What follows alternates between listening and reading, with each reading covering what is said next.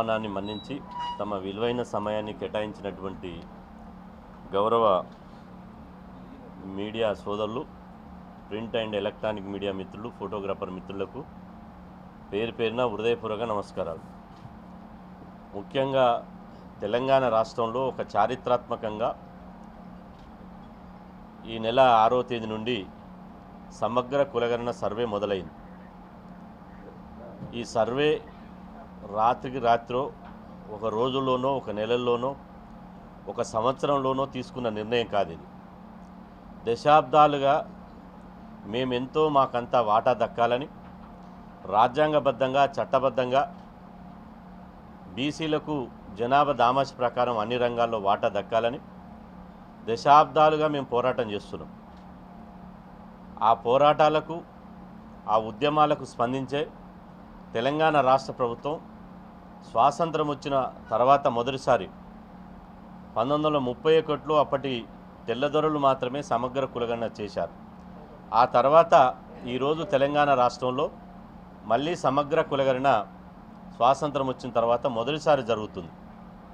కాబట్టి ఈ సమగ్ర కులగణను విజయవంతం చేయడానికి, బీసీ జాతిని, బీసీ కులాలను మేల్కొల్పడానికి, మా జాతిని అప్రమత్తం చేసి 100% సమగ్ర కులగణనలో భాగస్వామ్యం చేయాలనే లక్ష్యంతో బీసీ సంక్షేమ సంఘం ఆధ్వర్యంలో మొన్న 6వ తేదీ నుండి ఈ నెల 20వ తేదీ వరకు 15 రోజుల పాటు అలంపూర్ నుండి ఆదిలాబాద్ వరకు ఈరోజు రాష్ట్ర వ్యాప్తంగా అన్ని జిల్లాలు, నియోజకవర్గ కేంద్రాల్లో ఈరోజు కులగణన చైతన్య సదస్సులు నిర్వహించడం జరుగుతుంది. అందులో భాగంగానే ఈరోజు ఈ వరంగల్ పట్టణంలో ఈరోజు కులగణన చైతన్య సదస్సు నిర్వహించడం జరుగుతుంది. ముఖ్యంగా ఈ చైతన్య సదస్సు ద్వారా రాష్ట్రంలో ఉన్నటువంటి ప్రజలందరికీ మేము విజ్ఞప్తి చేస్తున్నాం. మొదటిసారి బీసీ కులాల లెక్కలు తేలేటువంటి అవకాశం వచ్చింది. బీసీల జనాభా ఎంత ఉందో, బీసీ కులాల జనాభా ఎంత ఉందో మన లెక్కలు తేలేటువంటి ఒక గొప్ప అవకాశం వచ్చింది. ఇట్లాంటి అవకాశాన్ని దయచేసి అందరూ సద్వినియోగపరచుకోవాలని చెప్పి మీ ద్వారా మేము విజ్ఞప్తి చేస్తున్నాం.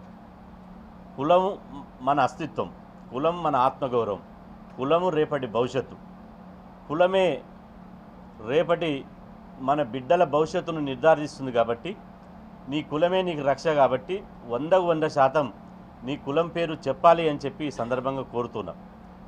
ఈ మధ్యన 6వ తేదీ నుంచి సమగ్ర కులగణన మొదలైన తర్వాత 9వ తేదీ వరకు ఇంటిని రాష్ట్రంలో ఎన్ని ఇళ్ళు ఉన్నాయి, ఎన్ని కుటుంబాలు ఉన్నాయో లెక్కగట్టడం అయిన తర్వాత 9వ తేదీ నుంచి దాదాపు కులగణన ప్రారంభమైంది. 56 ప్రశ్నలు కూడా ప్లానింగ్ డిపార్ట్మెంట్ ద్వారా తెలంగాణ రాష్ట్ర ప్రభుత్వం తయారు చేసి, ఆ 56 ప్రశ్నలు దానికి అనుబంధంగా ఇంకొక 15 ప్రశ్నలు ఇస్తూ, ఆ ప్రశ్నలు రాబట్టి సమగ్ర సమాచారాన్ని ఆ ప్రశ్నల రూపంలో పొందుపరిచి ఇలా సమగ్ర కుటుంబ సర్వే చేస్తుంది.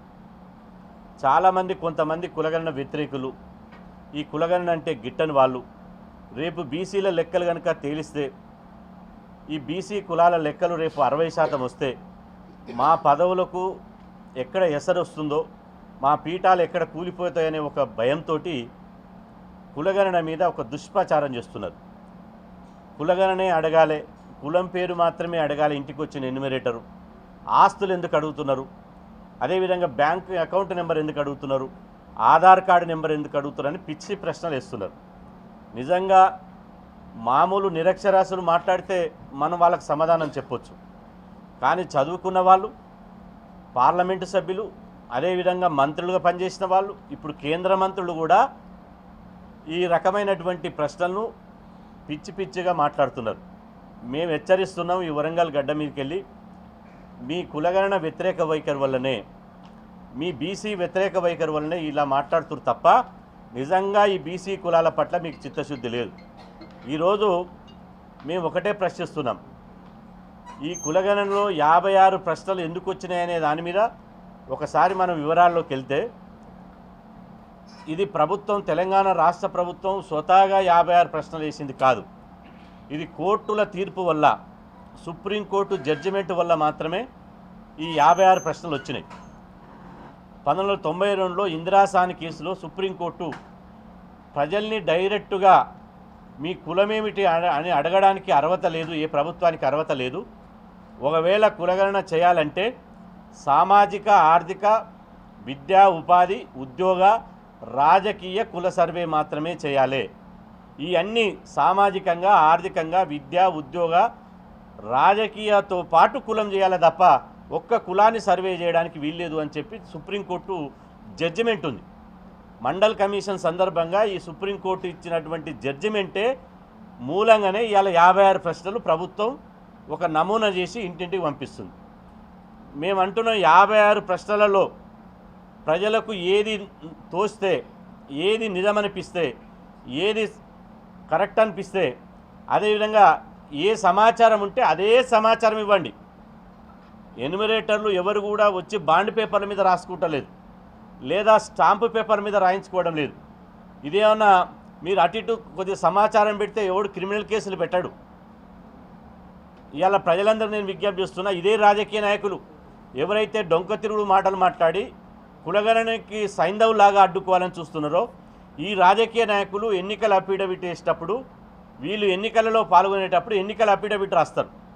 ఒక రాజకీయ నాయకునికి 20 బంగ్లాలు ఉంటాయి, మాకు ఒక్క బంగ్లా లేదంటాడు. 20 కార్లు ఉంటుంది, ఒక కారు లేదంటాడు. 100 కోట్ల ఆస్తి ఉంటుంది, నాకు బ్యాంకులో 100 కోట్ల అప్పు ఉందని రాస్తాడు. ఈ రాజకీయ నాయకులే బాండ్ పేపర్ మీద శుద్ధ అబద్ధాలు రాస్తుంటే మరి మనకు ప్రజలకు, మనకు బీసీలకు భూములు లేవు, సంపద లేదు, వేల కోట్ల రూపాయలు లేవు. కాబట్టి నిర్భయంగా, ఎలాంటి సంకోచం లేకుండా, ఎలాంటి అపోహలకు తావు లేకుండా 56 ప్రశ్నలలో 55 ప్రశ్నలు ఏమన్నా చెప్పండి, మీ ఇష్టం వచ్చింది చెప్పండి. కానీ 56వ ప్రశ్న మాత్రం నువ్వు పుట్టిన కులం పేరు మాత్రం 100% సత్యాన్ని చెప్పాలని చెప్పి సందర్భంగా విజ్ఞప్తి చేస్తున్నా. ఈరోజు మనం కనుక సత్యాన్ని, పుట్టిన కులాన్ని కనుక చెప్పకపోతే రేపు బీసీ కులాల జనాభా తక్కువ చూపిస్తారు. బీసీ కులాల తక్కువ జనాభా చూపిస్తే మనకు రాజకీయ రిజర్వేషన్లు, విద్యా ఉద్యోగాల రిజర్వేషన్లు, మన వాటా మనకు దక్కేటువంటి అవకాశం ఉండదు. కాబట్టి మన వాటా మనకు దామాష పద్ధతిన దక్కాలంటే ఖచ్చితంగా కులం పేరు చెప్పాలి. కొంతమంది కులం పేరు చెప్పడంలో కొంత ఇబ్బంది పడుతున్నారు. అంటే మేము చిన్న కులాల పుట్టినాం, మేము చెప్తే మేము ఆ అధికారుల ముందల, వచ్చినటువంటి అధికారుల ముందల మా కులం పేరు చెప్తే కొద్దిగా నామూష అవుతుందేమని చెప్పి అనుకుంటున్నారు. బీసీ కులాలలో మహానీయులు పుట్టారు, చక్రవర్తులు పుట్టారు, రాజులు పుట్టారు. ఇది గొప్ప సేవ చేసే కులాలు, ఈ దేశంలో, ఈ ప్రపంచంలో ఉత్పత్తి కులాలు, మెరిట్ ఉన్నటువంటి కులాలు, తెలివి ఉన్నటువంటి కులాలు. కాబట్టి దయచేసి బీసీ కులాలకు విజ్ఞప్తి చేస్తున్న, ఎన్యుమరేటర్ వచ్చినప్పుడు 100% ఇవాళ నీ కులం ఏదైనా సరే, సంచార జాతులు కావచ్చు, అత్యంత వెనుకబడిన వాళ్ళు కావచ్చు, ఈ ఎంబీసీలు కావచ్చు, బీసీలు కావచ్చు, 100% మీ కులం పేరు చెప్పాలి. ఒకవేళ చాలామంది, కొంతమంది సన్నాయి నొక్కులు నొక్కుతున్నారు. ఏమని? మాకు కులం లేదు, మేము కులం పేరు చెప్పమంటారు. చెప్పకపో నీ కర్మ నువ్వు అనుభవించు. చెప్పకపోతే కూడా, ఒకవేళ కులం పేరు చెప్పాలని ఇంట్రెస్ట్ లేకపోతే కూడా ఈ సమగ్ర కులగణనలో 999 పెట్టారు. 999 పెట్టారు, నువ్వు 999 వేసుకోవచ్చు. కాబట్టి కులం లేనటువంటి వాళ్ళకు కూడా ఒక ఆప్షన్ ఉంది. కాబట్టి దాంట్లో కూడా ఎలాంటి ఇబ్బంది పడద్దు అని చెప్పి ఈ సందర్భంగా నేను విజ్ఞప్తి చేస్తున్నా. ఈరోజు ఈ రాష్ట్రంలో కొంతమంది ఎన్యుమరేటర్లు ఇంటికి పోతే కుక్కలు నిలబెట్టిస్తున్నట. అదేవిధంగా మహిళా ఎన్యుమరేటర్లు ఇంటికి పోతే వాళ్ళని యక్ష ప్రశ్నలు, పిచ్చి ప్రశ్నలు అడిగి ఇంటి యజమానులు ఎవరైతే కండకావరం ఎక్కి ఈ దొంగతనంగా, అక్రమంగా దోసుకున్న డబ్బు ఉన్నదో, ఎవరైతే ఈ సమాజాన్ని మమ్మల్ని ఒక జలగల్లాగా పట్టి పీల్చి పిప్పి చేసి మా రక్తాన్ని తాగినటువంటి దొరలు ఉన్నారో, ఎవరైతే పటేళ్ళు ఉన్నారో, ఎవరైతే ఈ సంపదను దోసుకున్న వాళ్ళు ఉన్నారో, వాళ్ళు మహిళా ఎన్యుమరేటర్లను వీడియోలు తీసి, దేశంలో ఉండడానికి మీకు అర్హత లేదు, దేశంలో ఉన్నప్పుడు, ఈ దేశ గాలి పీల్చేటప్పుడు, ఈ దేశ పౌరుని అయినప్పుడు, ఈ దేశ పౌరసత్వాన్ని పొంది ఉన్నప్పుడు ప్రభుత్వం ఇచ్చేటువంటి లెక్కలకు నువ్వు జవాబుదారుగా ఉండాల్సిందే. నేను రాష్ట్ర ప్రభుత్వాన్ని డిమాండ్ చేస్తున్నా, మహిళా ఎన్యుమరేటర్ల పట్ల అసభ్యంగా ప్రవర్తించేలా పోస్టులు చేస్తున్నారో, ఎవరైతే ఎన్యుమరేటర్ల పట్ల ఇలా వాళ్ళ ప్రభుత్వ విధులకు, ఎన్యుమరేటర్లు అంటే వాళ్ళు ప్రభుత్వ ఉద్యోగులకు ఎవరైతే విధులకు ఆటంకం కల్పిస్తున్నారో తక్షణమే వాళ్ళని అరెస్ట్ చేయాలని చెప్పి సందర్భంగా డిమాండ్ చేస్తున్నా. అదేవిధంగా సోషల్ మీడియాలో మహిళా ఎన్యుమరేటర్ల వీడియోలు తీసి సోషల్ మీడియాలో పోస్టులు చేస్తున్నారో, అవసరం అనుకుంటే వాళ్ళ పౌరసత్వాన్ని రద్దు చేయాలని చెప్పి ఈ సందర్భంగా డిమాండ్ చేస్తున్నా. ఎవరైతే మీరు సమాధానాన్ని చెప్పలేనటువంటి వాళ్ళు ఈ దేశంలో ఉండే అర్హత లేదు. మీరు సమాధానాలు చెప్పి తీరాల్సిందే. తీసుకుపోయి వీళ్ళని దక్షిణ కొరియాలో వేస్తే ఆ కిమ్ లాంటి అప్పచెప్తే తెలుస్తుంది అప్పుడు పరిస్థితి ఏందో. ఇక్కడ భారతదేశంలో ఉండి ఇవాళ కులగణని అవమానిస్తున్నారు, అవహేళన చేస్తున్నారు, అరాచకం సృష్టిస్తున్నారు. ఇట్లాంటి ఎవరైతే కుల వ్యతిరేకులు ఉన్నారో, ఎవరైతే అగ్రకుల ఆధిపత్య దొరలు ఉన్నారో వాళ్ళు ఈ కులగణని కించపరుస్తున్నారు. మీ వైఖరి మానుకోవాలని చెప్పి సందర్భంగా హెచ్చరిస్తున్నా. నేను చివరిగా చెప్పేది ఏంటంటే, ఈరోజు కులగణన జరుగుతుంటే ప్రభుత్వాలు కూడా కొన్ని లోపాలు ఉన్నాయి. ప్రభుత్వము వాళ్ళ బర్త్డేలకు, అదేవిధంగా చిన్న చిన్న హాస్పిటల్ ఓపెనింగ్లకు, చిన్న చిన్న కార్యక్రమాలకు విస్తృతంగా టీవీలలో పెద్ద పెద్ద అడ్వర్టైజ్మెంట్ ఇస్తుంది. పేపర్లలో ఫస్ట్ పేజ్ తాటికాయంత అక్షరాలతోటి గింతుల్లోని కూడా ఇంతేసి పెద్ద పెద్దగా ఫోటోలు పెట్టి పోజులు ఇచ్చి అడ్వర్టైజ్మెంట్ ఇస్తారు ప్రభుత్వ సొమ్ముతోటి. మరి తెలంగాణ రాష్ట్రంలో 4 కోట్ల మంది కులగణన జరిగినప్పుడు ఎందుకు విస్తృతంగా ప్రచారం చేయరు? ఎందుకు టీవీలలో యాడ్లు ఇవ్వరు? ఎందుకు పేపర్లలో యాడ్లు ఇవ్వరు? ఎందుకు ప్రజల్లో చైతన్యం తీసుకురారు? కనీసం ఒక ఇంత పెద్ద ఉదాహరణకు వరంగల్ ఇంత పెద్ద పట్టణం ఉంది, ఒక్క కులగణన జరుగుతుంది.